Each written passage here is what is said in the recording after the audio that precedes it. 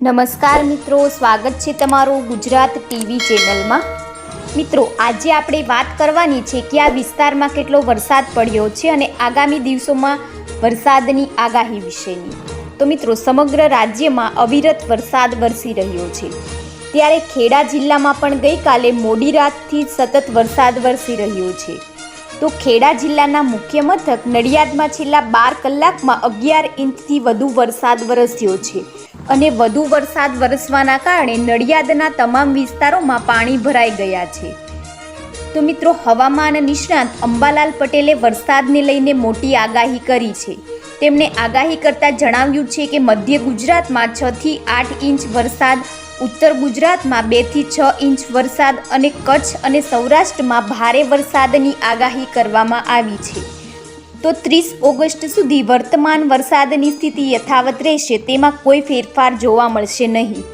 તો સુરેન્દ્રનગરની ભોગાવો નદી ગાંડીતુર બનતા ખેતરોમાં વરસાદી પાણી ઘૂસી ગયા છે।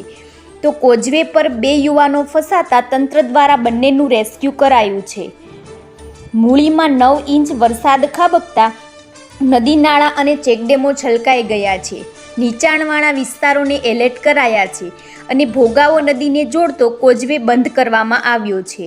તો મિત્રો, મોરબીના હળવદમાં 1 વર્ષ પહેલાં નિર્માણ પામેલો બ્રિજ ધડાકાભેર ધરાશાયી થતાં લોકોના જીવ તાળવે ચોંટ્યા હતા।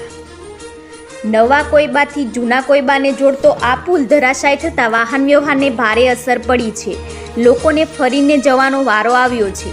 તો સ્થાનિકોએ આક્ષેપ કર્યો છે કે બ્રિજ બન્યો તે જ વખતે વાહન લઈને નીકળીએ તો બ્રિજ હલતો હતો। તો મિત્રો, આણંદ શહેરમાં છેલ્લા 2 કલાકમાં 4 ઇંચ વરસાદ ખાબકતા જનજીવન પર તેની માઠી અસર જોવા મળી છે। સાથે સાથે નીચાણવાળા વિસ્તારોમાં પાણી ભરાવાની સમસ્યા સર્જાઈ છે।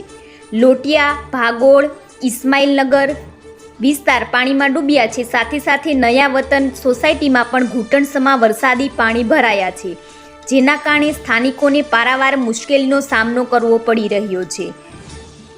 તો મિત્રો, ભાવનગર જિલ્લામાં ભારે વરસાદની આગાહી કરાઈ છે, જેમાં જિલ્લામાં એનડીઆરએફની એક ટીમને તૈનાત કરવામાં આવી છે। તેમાં વડોદરાથી એનડીઆરએફની ટીમને ભાવનગર ખાતે સ્ટેન્ડ બાય કરાઈ છે, તેમજ તમામ અધિકારીઓને હેડક્વાર્ટરના છોડવા આદેશ આપવામાં આવ્યા છે તથા ભારે વરસાદની આગાહીને લઈને વહીવટીતંત્રમાં એલર્ટ થયું છે। તો મિત્રો, રાજકોટનો લોકમેળો આજે પણ બંધ રહ્યો છે, જેમાં વરસાદના કારણે લોકમેળો બંધ રહ્યો છે। મેળાના મેદાનમાં હજુ પણ પાણી ભરાયા છે, જેમાં 2 દિવસ મેળો લંબાવવા રાઇડ સંચાલકોની માંગ છે। તેનો મેળો બંધ રહેતા સ્ટોલ ધારકોને મોટું નુકસાન થવાની આશંકા છે। વરસાદના કારણે મેળાના મેદાનમાં પાણીના ખાબોચિયા ભરાઈ ગયા છે।